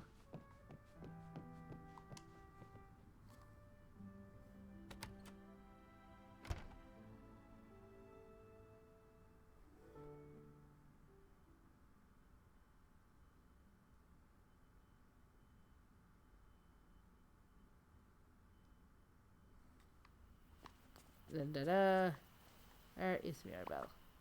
Storage kind of dictates where everything goes. Yeah, pretty much. The storage in this game kind of sucks. You only get so much space, and like you have all of this. Like it looks like you should get more space than you actually do. So yeah, okay. Mirabelle. Everyone's in the forest. Everyone's hanging out in the forest. Animal Crossing storage is great. But this game's storage is like base storage is so bad. The shed of only chests. I feel like even Stardew chests have better capacity than whatever this game has. And like the thing that sucks about this game is that the menu they show you for your chest makes it look like you have more space than you really do. Like they give you like 5 or 6 lines, but you can only use 2 lines. Like what's the point of you? Why do you like tease me like this?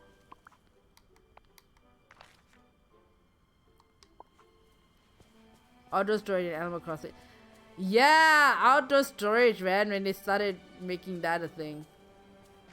Because when they like one of the updates where it's like you could access your storage from outside. I was like, oh, thank goodness. So glad you're here.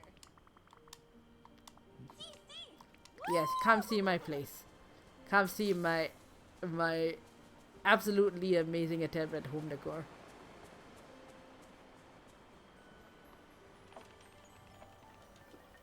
While you're having a discussion with Elsa. Why not? It's cool though that they have more conversations. I don't think they had it in the previous update.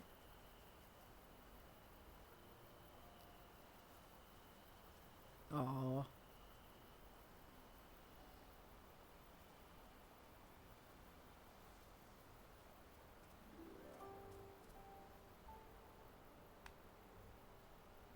I feel these two would get along pretty well.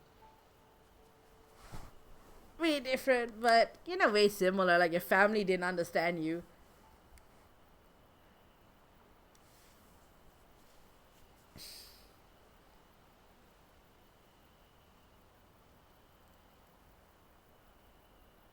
Aww.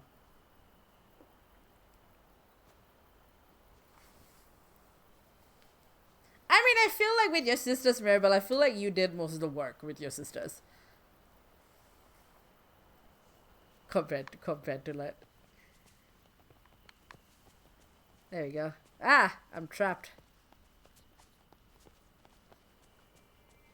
Come, hang out. Come visit me.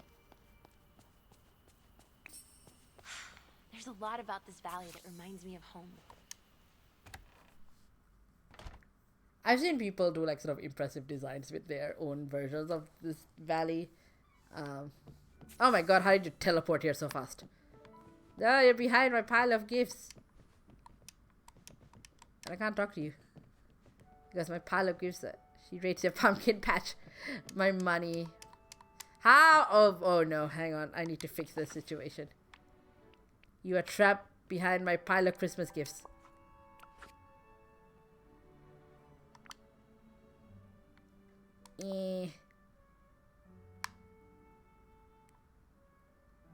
I'm gonna take you out for now. Let's go see you in the way. There we go. It's so good to see you. Was it actual magic? Make magic happen? Huh. I mean, I feel like your house looks 100 times better. Helping the community. Oh, well, great. Thanks. I did nothing for your house, honestly. I did absolutely nothing. But I'm glad you like it. Also, wait, did I put away that amethyst I had for Olaf? Because I was sort of like halfway through giving Olaf things and then like kind of... Ooh, did someone have a quest for me? Someone has a quest for me. What, Mirabelle? Hello, no quest. Hey! What's up? You took a memory from you. Yes, well... That's kind of the theme of the game. A recipe. Bufuelas. I don't know what that is. Sounds delicious though. Oh no, you want this recipe. Woo! Not just restricted to damn girl. Not yeah, like in a normal stream I would be voice acting all this, but my body's just like nope.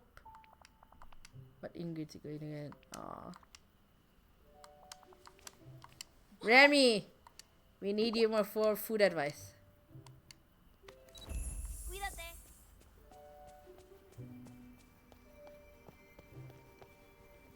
Is Remy at home? Remy might be at home. Oh, hang on. While you're here. Olaf! Oh, good. You're here. Yes, I want to give you this.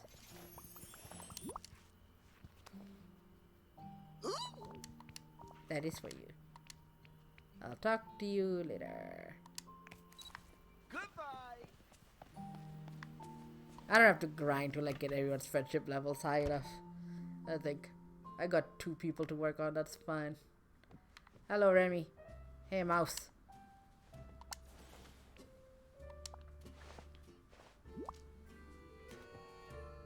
Hello. Woo! Ah, you know what they are. Yes. Huh? Yeah, I think Mark we could heal people. Actually heal people. Yeah, yeah, that's the magic. Yeah.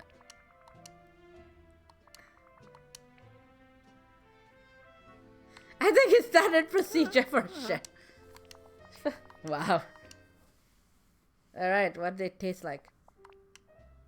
Little stale. Fillers almost use the same base. Wheat, milk, and eggs. Yep.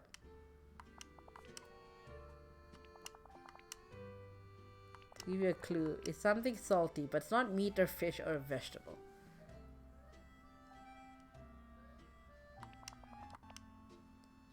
Closely related to another basic ingredient in the recipe. Find it on the shelves. Butter? Milk? Wheat, milk, eggs, and a 4th ingredient. Thanks. I mean, it's on your shelf. Oh, that's interesting. They give you like cooking puzzles. I don't think he had that last time. Wheat, milk, eggs, butter. If it's on your shelf, it's butter. It's related to milk.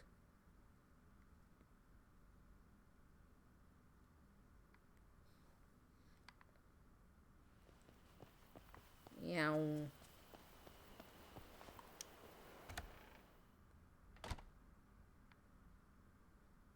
It doesn't seem like that fancy a 4th ingredient, but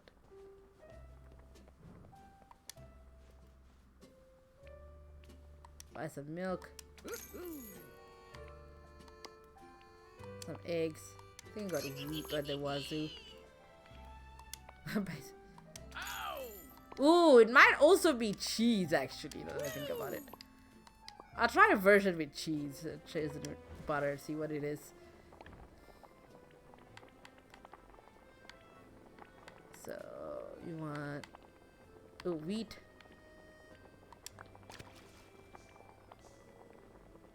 Yeah, it might be cheese, but I'm not sure. But cheese can be a little bit salty. Cheese, egg, milk. Cause that feels more interesting than butter. Yes! It is cheese. Great. We figured it out. They're cheesy. Cheese.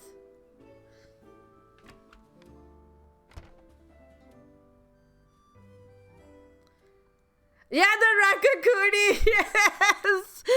Oh my god, actually, yes, that's true. Oh, too bad everything, everywhere, all at once wasn't a Disney movie, because I can imagine having, like, Evelyn in this game. I would be all over it. Oh my god, EAO was such a good movie. Such a good movie. I cried. I straight up just bawled.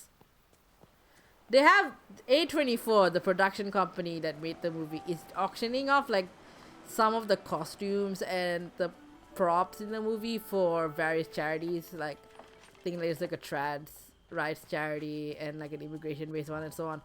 I wanted to bid on like some of the outfits, but they're already like a few $1,000s in the bidding, and like there's no way I can afford this. There's no way. How do the secrets in people's houses? Like, no, I was trying to looking into cosplaying as like Jobu like golfer outfit, because that seemed like easy enough, but I couldn't find quite the right Argyle sweater. I mean, I found stuff that's close, and I'm sure like no one's gonna nitpick this Argyle design, but still at the same time. Yeah, I saw they swept the SAG Awards. That's so great.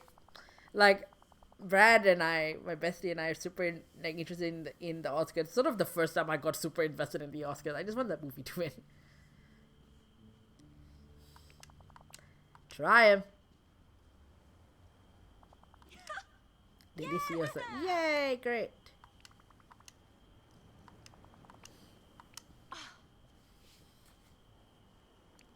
Yeah, hear me out. Yeah. Any prop from... I know, right? Just, yeah, but they're like in the thousands now because people are bidding and just like... cannot afford. Okay, so we need 3 more of these.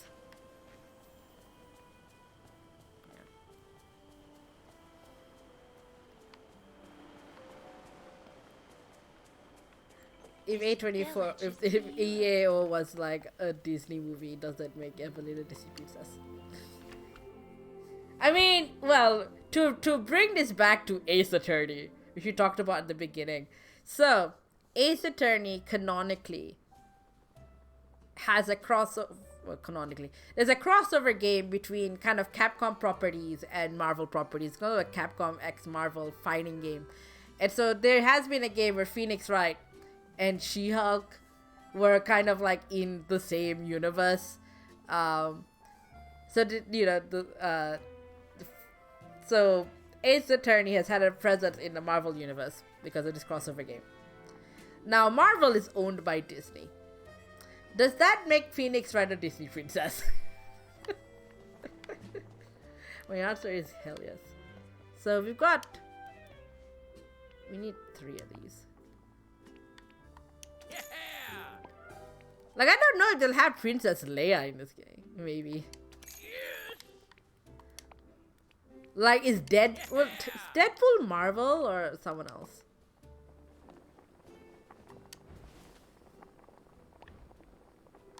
Like, just like, which superheroes are Disney princesses? That's sort of an interesting one to think about.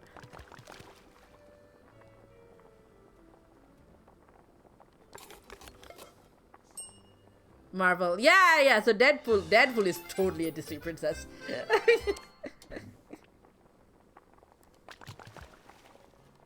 Deadpool. If it's on Disney Plus by association, yes. I mean, it's like, isn't Bluey on Disney Plus now? Oh my god, Bluey is a Disney princess. Hell yes. Just randomly everything is a Disney princess now. Just because Disney owns everything.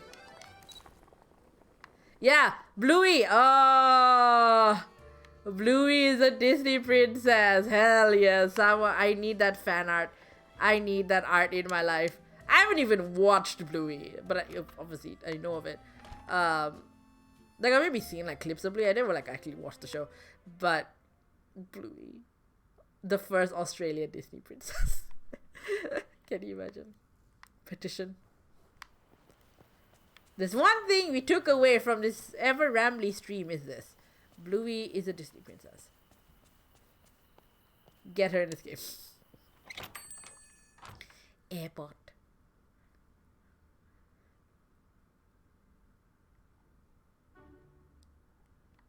Alright, Scrooge, I have food delivery for you. Maui always has time for his fans. I'll talk to you, but I'm... tell you about the iguana.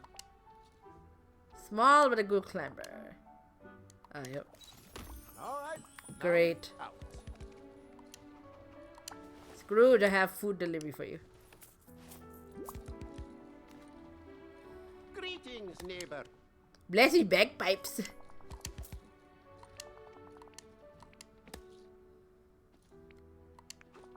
Aww. The nicest thing. He's been kind of nice. Like, this isn't the nicest thing he said about anybody. I give Scrooge a little more credit. Oh man. Is Sora a Disney princess? That's the question. Is Sora a Disney princess?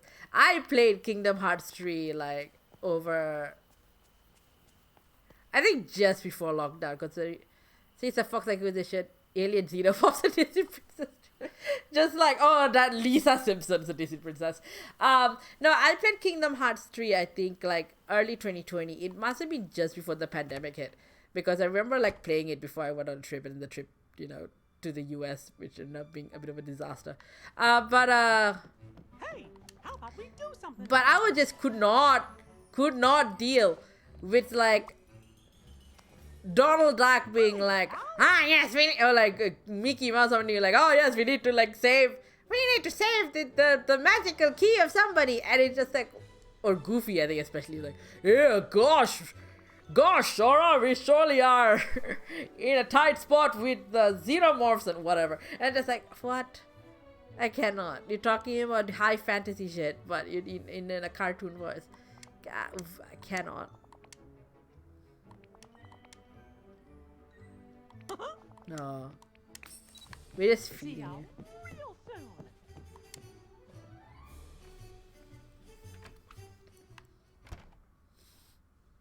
Food.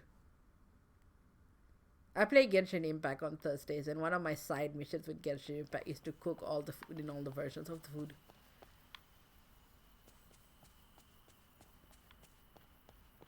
I'm sort of mostly there. There's sort of a couple. I just got Al Haytham as a character and I haven't like cooked his food yet, but his favorite shit. I could use some help. Good to see you. Yeah. I mean, they sound delicious too. Ah. Great.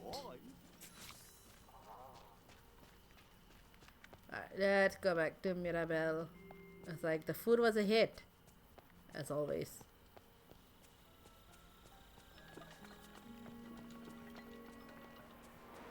Also, I think like while I'm here, I'm gonna like reorganize this house because just the entryway being on a random side is annoying me a little bit.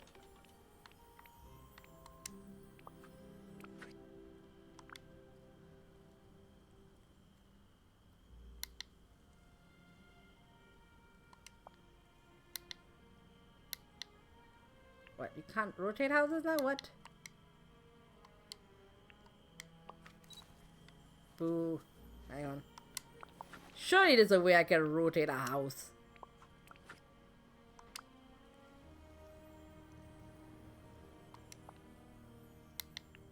There we go. Wow, don't make the house run away. I just need to move it so that the entrance makes sense. There we go. There we go. Great, the house makes sense now. Yay!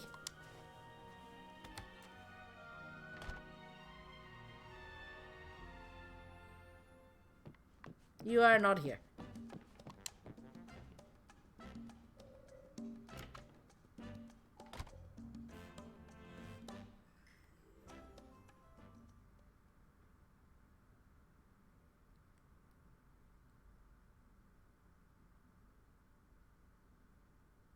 There you are. Weird how I need to like go to your house and be like summon you that way.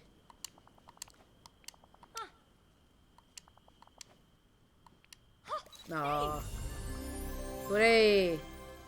Alright. Everyone's quest is done for the day.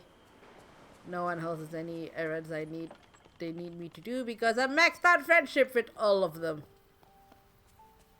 But and we do have, oh yeah, like a I think this is the wardrobe bag. Oh, furniture bag. Okay. What have I acquired?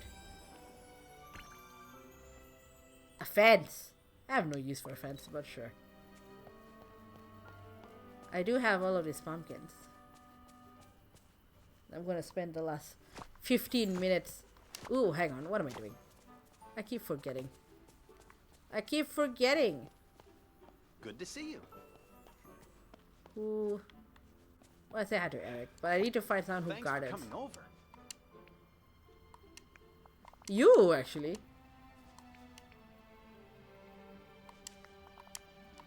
Cheap and a fair bit. Actually, good thing you're here. I'm gonna borrow you for a second. Yes, the adventure is you're gonna help me as I pick up these pumpkins. And you're gonna give me extra pumpkins?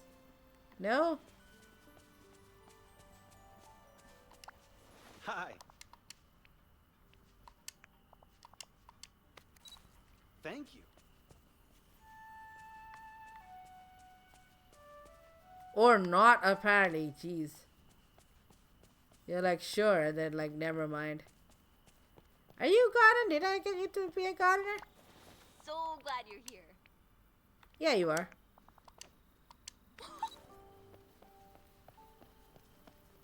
Okay, so that works for you. I don't know why Eric does not. Yeah, I know, right? Eric doesn't help me with companies. Whatever. Don't know if it's bugged out, but there we go. I wonder if it's bugged out if it's like you're level 10, so they don't want to be helpful anymore, but it seems like. Normally Eric's a good dude. I think they're just bugged out really. There we go. Oh. Yay, we leveled up. Great. I am very interested in the like sort of next level closer. No, I don't want to plant anything.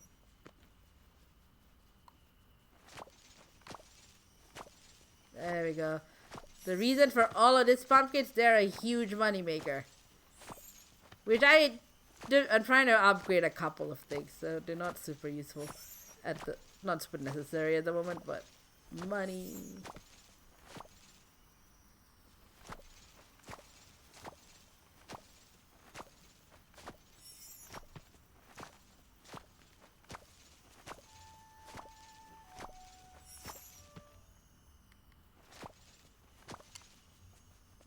Alright. Meow. Look at all these pumpkins. Look at these extra pumpkins.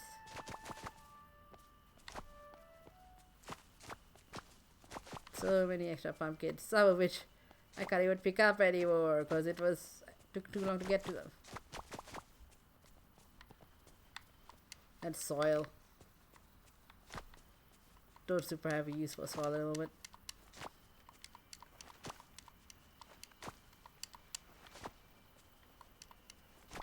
Like, I know the hack is to plant them sort of in the Forgotten Lands because they grow faster there, but I can't be bothered. There's so much stuff there.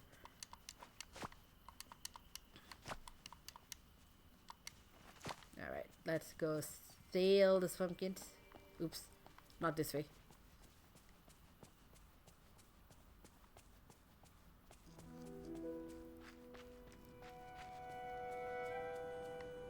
And up this way. Oh, hello. Who has showed up? And... Oh, Tuesday! Is that you? Hi!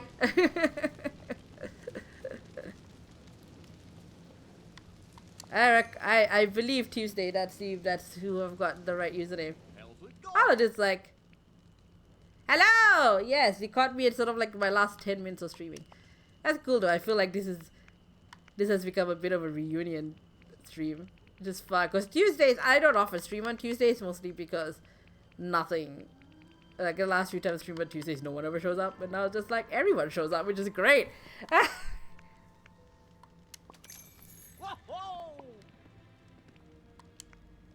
Alright, got some things to sell you.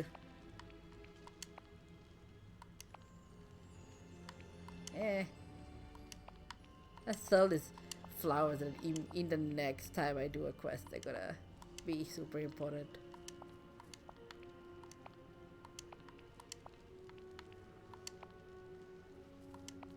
Keep the garlic. That's a new acquisition.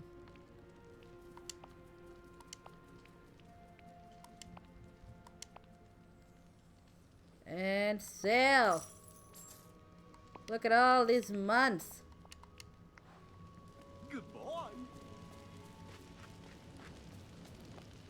Then I'm just gonna plant more pumpkins and repeat the cycle of capitalism taking over Disney Dreamlight Valley.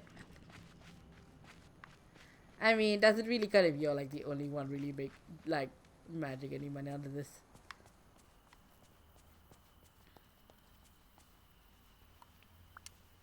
No, don't want that.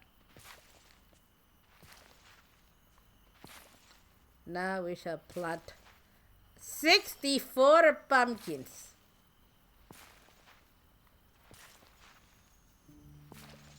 Which seems like a ridiculous number because it is. How you going, Tuesday? How you doing, Tuesday, on a Tuesday? I know that joke probably gets really old. You're like named after a day of the week.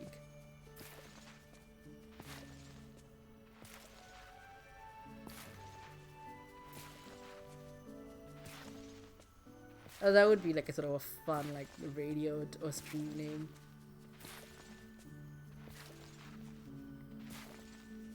You're okay. Yay, yay for being okay.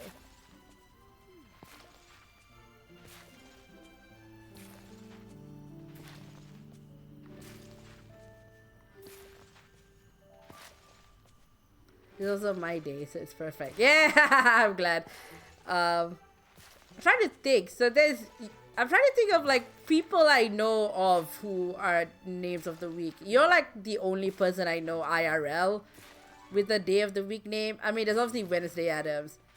There's Monday, who was I used to watch Square One as a kid, which is like this sort of like Sesame Street but math themed, and they had like a parody of Dragnet called MathNet. There's like these two like police detectives who solve math crimes, and I love the shit out of that show. And like one of the detectives was named Monday. I think they had maybe like I think they had a replacement. It was also like a Tuesday or some other day of the week, but like the one of the detectives was named Monday. She was great. Wednesday was it? Thursday. There's Thursday Next, which is a book series. I mean, Robinson Crusoe as like a thing named Friday. Yeah, Friday and Wednesday. I know Saturday and Sunday. Just like collect a whole day of the week. Yeah, Thursday Next. Is that Robinson Crusoe's like sort of friend named Friday or something? Haven't read the story. No, sort of only the bare bones of it. Saturday I don't think I've met. Sunday I haven't met. Although I feel like I've heard of people named Sunday, but I don't think I've heard of anybody named Saturday. Or whether fictional or real. I feel like Saturday is like the one name that's just a mystery. It's like not popular for some reason. And then like months. There's August is the name I've seen used as a name. June, of course, is like so many Junes. Also May, also April's. The airy months like January, February, or the Epter months, you don't really see so much. Challenge accepted. Hello. July's I think I've seen, but they're not as common as like May's or June's or April's. Yeah. Yeah, let's do an upgrade. Bye-bye.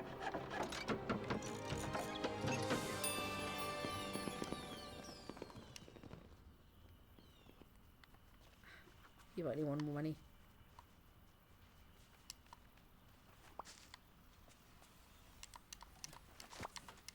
Harvest some food.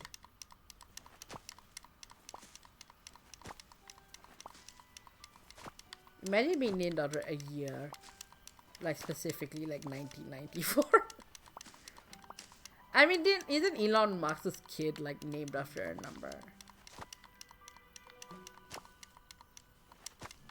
I mean, my family nickname for me. No, my sister's nickname for me is 2. There's a diminutive of my real name, which I won't say online just because it makes me feel like a 6-year-old. But also because I'm the second kid. So it's like, hey, 2! I was like, what do you want me to do? Call you 1? I mean, I'm named after a thing, so... There's sort of this thing of like the non-binary meme of like, oh, why do non-binary people always choose like objects as their names? I'm like, I'm already named after an object. I didn't choose this name. I like this name, right? That's why I tried using a different name for a little bit. I just felt like a fuckboy. But I like Tiara. But like, yeah, I'm already named after a noun. Neighbor. Yeah. Bye-bye. Great. I don't have enough money to pay for both upgrades. That'll be another batch of pumpkins, although I think in only one batch of cups will be able to cover both because it's 50k for the next round. They'll have this place fully updated. I probably don't need to grind for more money. Not really grinding. I haven't touched this game until like the latest update. You need to choose a new Twitch user is basically right. People are often like, because Creatrix Tiara is a stage name for me. It's a stage name that I've used for like since 2011. So like, oh geez, over 10 years now. Yeah, VTuber. Yes, hello, join me. But Tiara is actually part of my birth name. I forgot what I was doing. So I think people are like, do I call it Creatrix or Tiara? And like, you can call me Tiara. It's sort of like a Lady Gaga situation, except there's an interview where Lady Gaga was like asked like, what should I call you? It's like, call me Lady. Like, god damn it, you stole my metaphor. But no, people are sort of surprised sometimes to find out that Tiara is not also like necessarily part of the stage name in the same way. It's like, no, that I was born with this name. It's a good name. It's a good stage name. But it's a name I was born with. I just kept it because it's cool. My first burlesque name was Tiara the Merch Girl. Because that's how I sort of started doing burlesque, was doing like merchandise and stuff. And kind of had a bit of a side business doing that. I feel like if I started over my burlesque career and pick like a more burlesque name, I would have gone with Chica Cherry Cola, like in the Savage Garden song, because I'm a massive Darren Hayes fangirl. Actually, this jacket my PNG tuber avatar is wearing, based on my Queen Lady Magician outfit, yes. That jacket is specifically a Darren Hayes jacket. That's how big of a fangirl I am. It's entirely based on Darren Hayes. It's a cosplay. I saw him live last month, and I splurged on VIP package tickets specifically because I wanted to show off this jacket to him, because he shows up at the little sort of pre-concert cocktail party, and he said I looked incredible, and that made my entire life turn out pretty. And I was like, my life is made. I'm good. I'm the happiest I've ever been.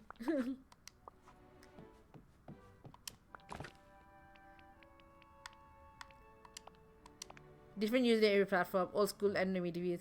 Yeah, you know, fair. Like, there was this one username. I've gone through a bunch of usernames over time. But, you know, like, on Metafilter, I went by one username for a long time. When I joined, like, 2004. It was sort of like in-joke name I had with a close friend at the time. But then, you know, I left Metafilter for a little bit a few years ago because reasons. And I also just outgrew the name, and I also have sort of very complicated feelings about this friendship now. So I just like, just move on from this name, and then like picked a different one. But yeah, I totally get your school anonymity. It's interesting how like we went from don't reveal your name ever to like, if you don't put your full name, you clearly must be up to shenanigans.